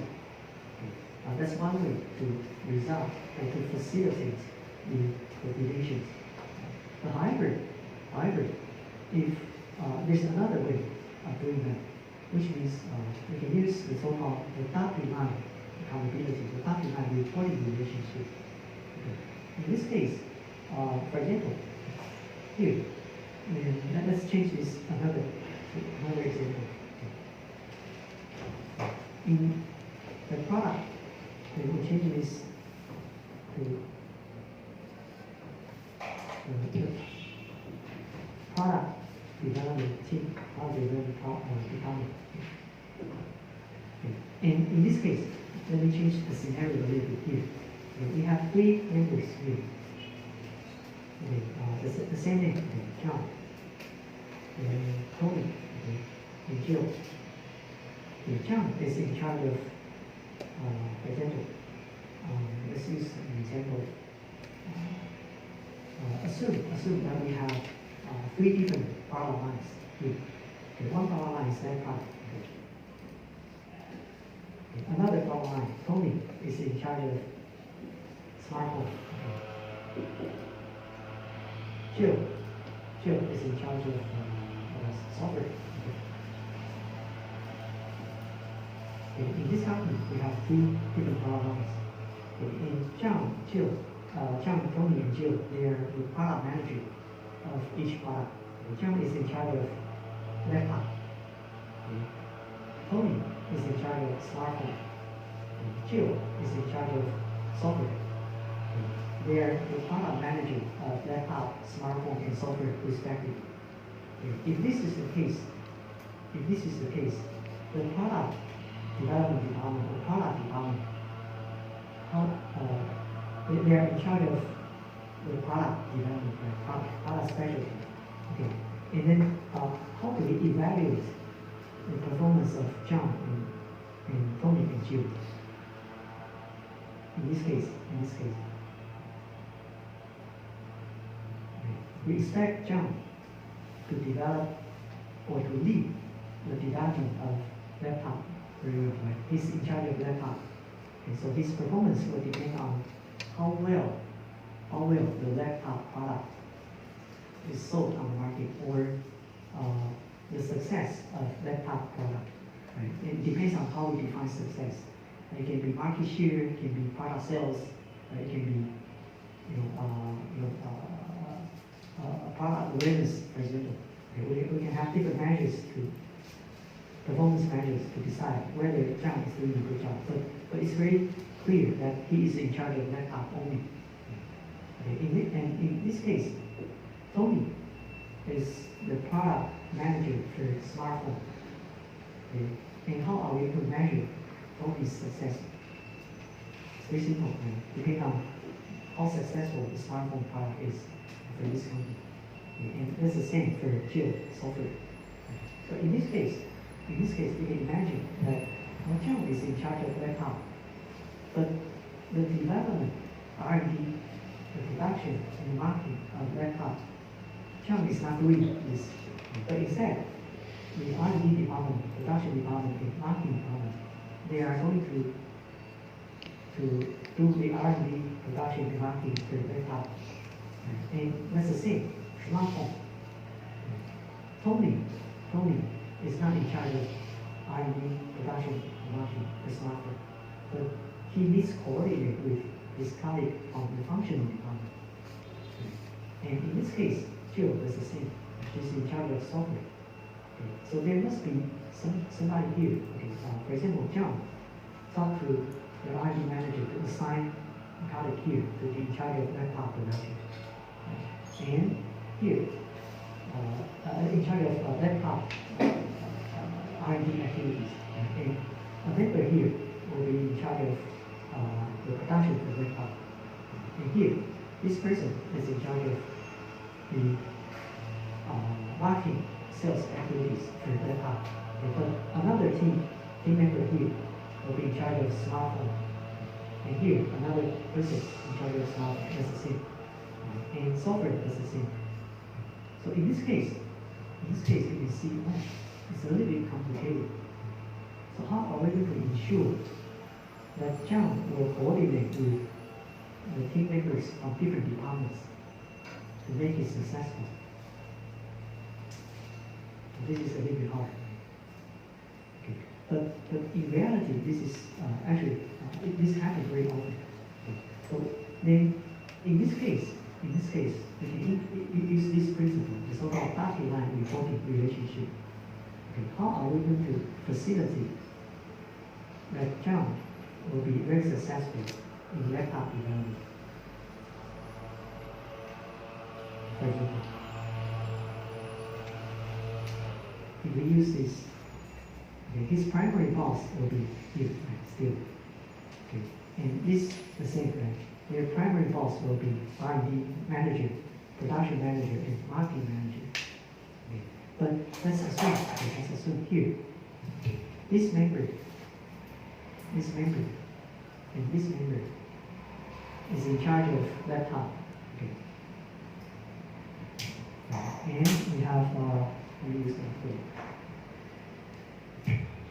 this member, the green member will be in charge of smartphone. Okay. in this case, the laptop. And you can see here. Okay. So in this case, for John, to ensure the success of laptop, if we apply this, how can we design the organization?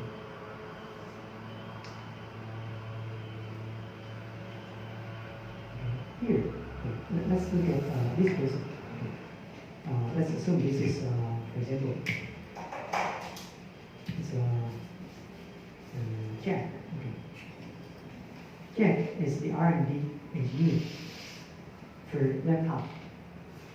Okay. But in this case, performance of Jack will be evaluated by the R&D manager. As long as Jack is doing a very good job in R&D, then that's fine. But in this case, let me see, we can have another person here. This is the marketing specialist in charge of laptop. Okay, let's assume this is Jenny. Okay. This is not very good.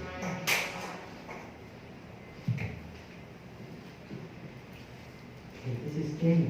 Jenny is the marketing specialist in charge of laptop marketing activities. Okay. But her performance will be evaluated by marketing manager here. Right. As long as she did a very good job in, for example, marketing activities, promotion, that's a professional evaluation. Right? The marketing specialist is very good. Send out the press release, did a very good job in press conference or something. Right? And that's fine.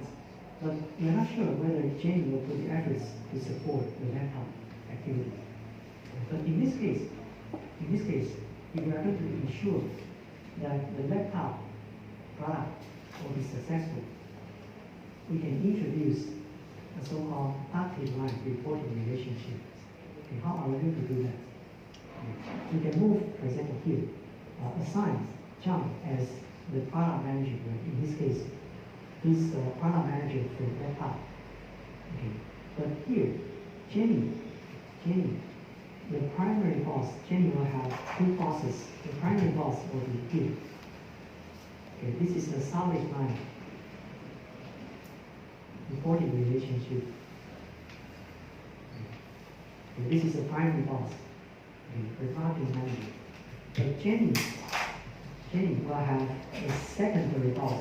Okay. She will dotted line report to. This is the new dotted line report to John. Okay, in this case. Okay.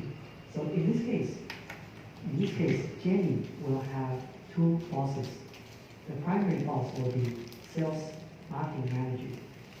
Okay. The secondary boss will be John. Okay. So how are we going to assign the decision authority or responsibilities? Okay. Jenny, for example, primary boss will decide, for example, 80% of the performance will be decided by the marketing manager.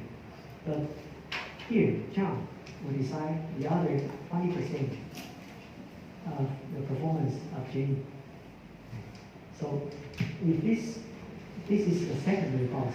So we assign a lower percentage of performance in relation to the secondary boss. It's a small boss. The primary boss will be in charge of evaluating the majority. But in this case, you can imagine Jenny, 80% of Jenny's performance will be evaluated by the marketing manager.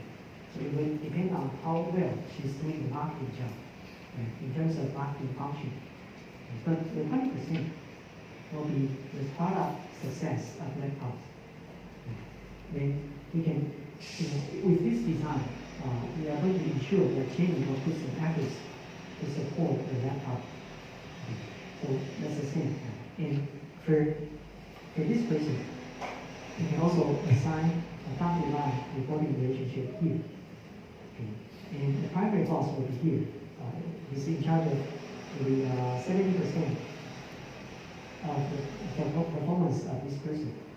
And the secondary boss will be Tony. Tony is in charge of 30% of the performance of this person. Okay. So this is a very typical dotted line reporting relationship. Okay. We have the primary boss and the secondary boss. Okay. And the primary boss is in charge of the majority of the performance evaluation of this person. And secondary boss will be in charge of the minority, or lower percentage of performance. And you can imagine they are going to have different performance indicators. Right? This will be based on product success. And this will be based on the function. Okay, is it okay?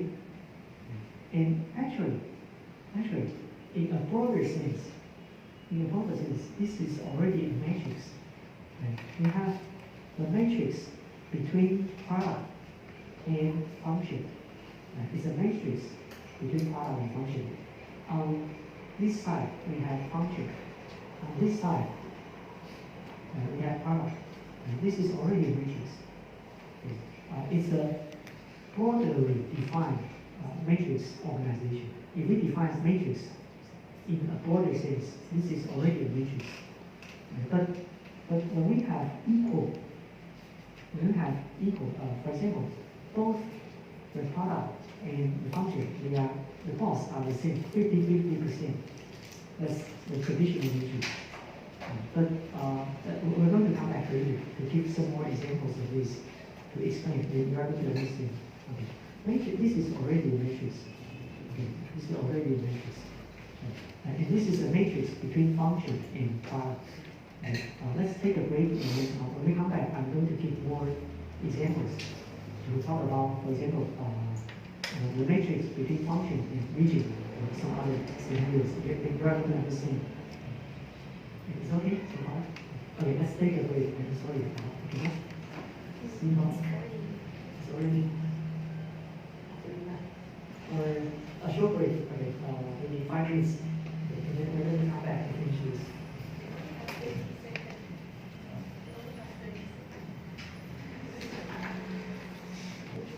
Is it okay? Sorry, we have only 10 minutes.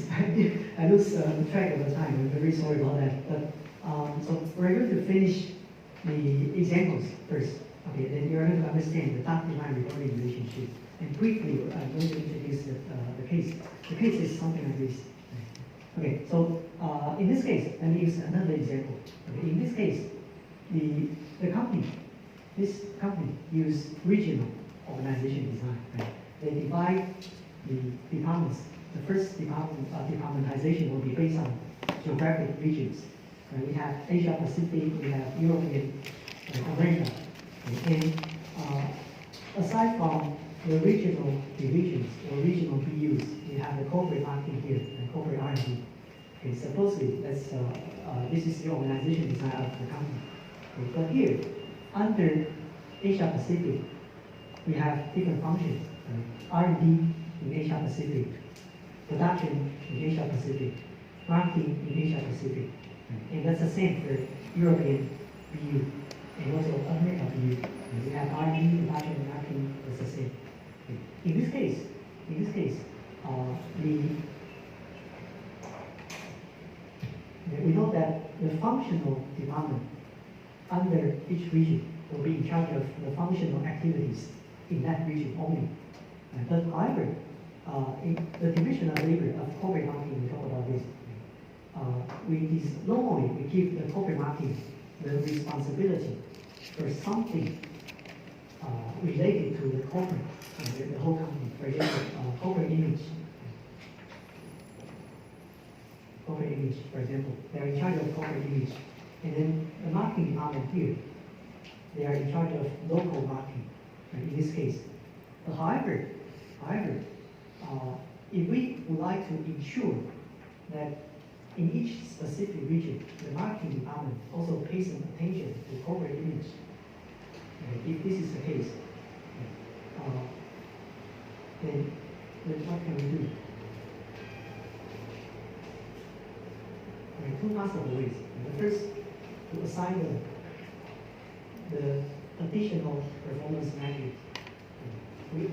Please, in the next quarter, you are supposed to do how many advertisement for corporate image in your region. And that's the same. We assign additional performance requirements, performance measures for each specific region. Okay, but if this is a concern about the corporate image, this is very, very important. We try to use the permanent solution, okay, to align their marketing efforts with the corporate image. Then probably we're going to assign the dotted line reporting relationship here. The marketing manager here is in charge of Asia Pacific marketing activities, but we are not introduce a dotted line reporting relationship here. It's the same for this.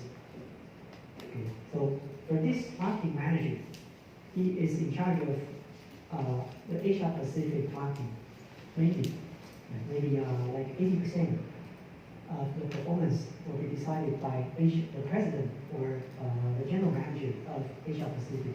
But the remaining 5% of the performance of the marketing manager will be evaluated by corporate marketing general manager or vice president, for example. Right.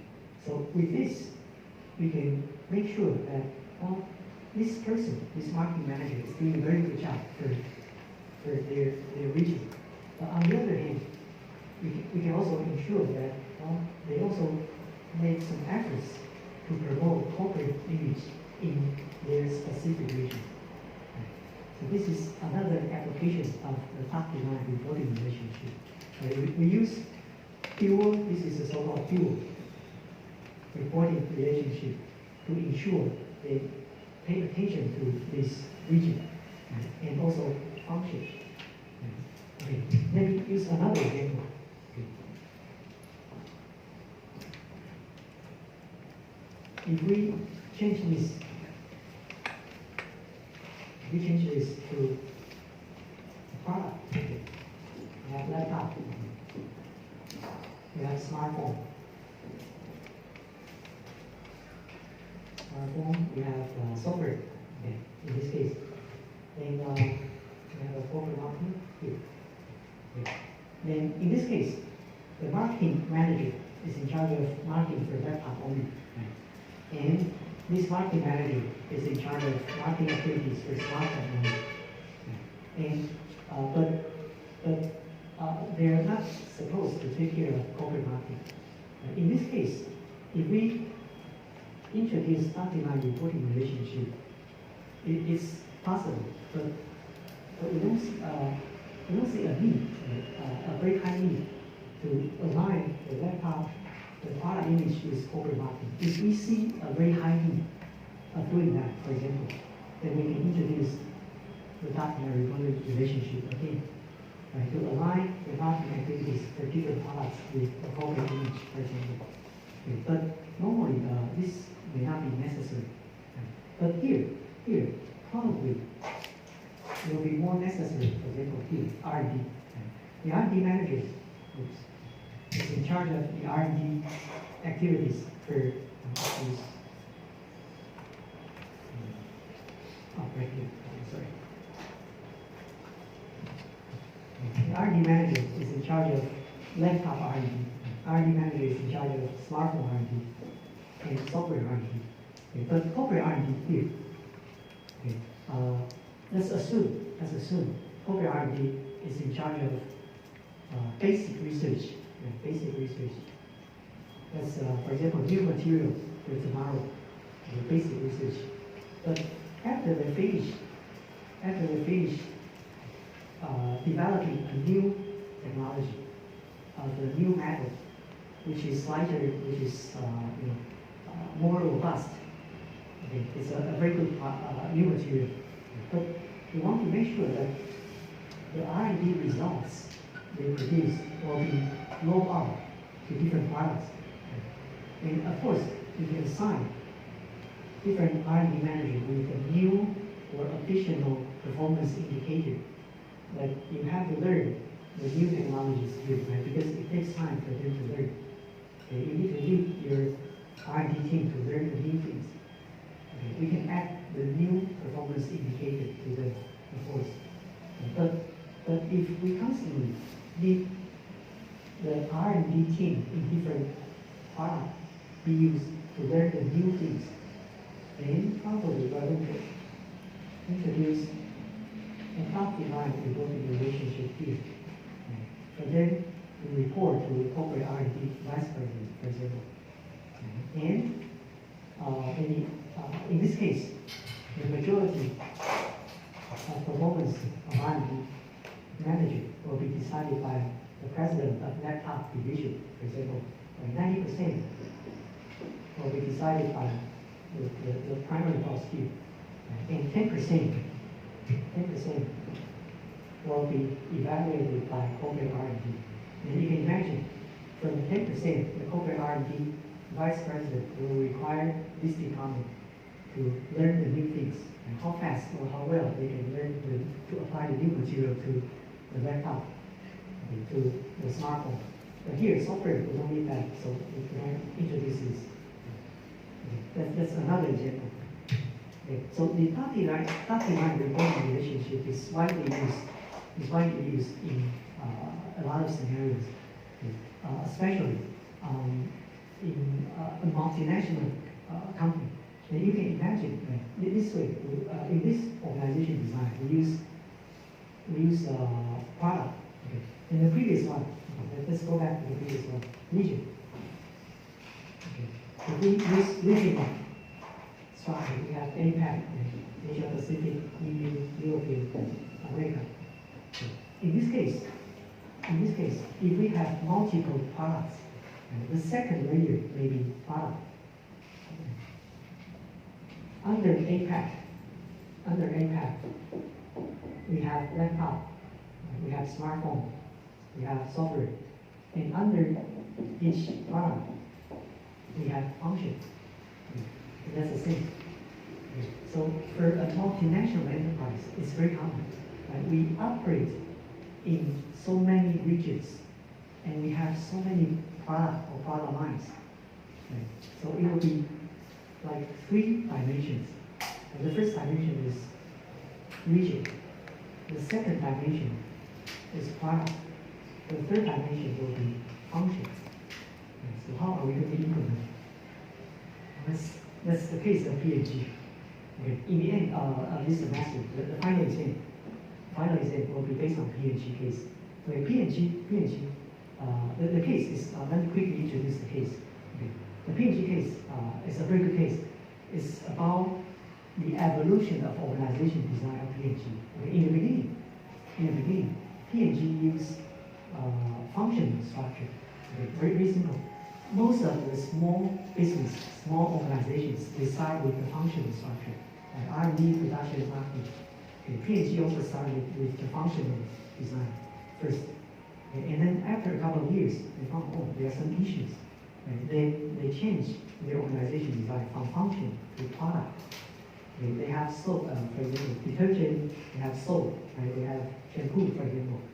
Okay. And under each product, they have different functions. Okay. But later, they expand. The original P&G operated in the United States.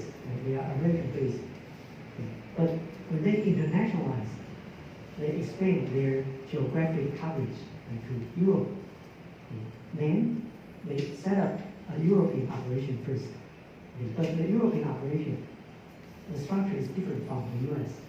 Okay. And then later, you can imagine today, P&G is so big, right? Later, they have so many product lines. They have about 8 to 9 product lines. They have maybe about the same 6 to 8 regional BU. Right? They also have functions. So in that case, they change the organization design again and again. So if you imagine in very big multinational enterprises, we have 3 dimensions. But the principle is that we can use this dotted line reporting relationship to ensure the collaboration between region and product, between product and function, between function and what else? Everything else. Right? Okay, so that's the idea, right? It's a general idea. But don't worry about that. The PhD case may look very complicated to you at this moment. But once we understand this, okay, then we're going to understand the PhD case. And if you understand the PhD case, then that's you are going to be to adjust very well when you join a very big multinational enterprise. Because normally it's full-time mission. For example, I'm going to have 3 bosses. Okay, I'm a marketing specialist in Taipei, for example. My boss will be the president of Taiwan, EU. And I have a secondary boss in Europe. There's a marketing manager, for example. Then I have a third boss in United States. And I report to the soap division, for example. It can be like something like this. So that's for multiple region, multiple product, then we have very complicated. But if we use the dotted line reporting relationship very well, then we are going to manage it well. Okay, that's the idea. Okay, so today, sorry, we don't have the time for global brain face-off. This scenario is like this. Is the regional structure. Okay. When the corporate market okay, they would like to take the chance of a new movie.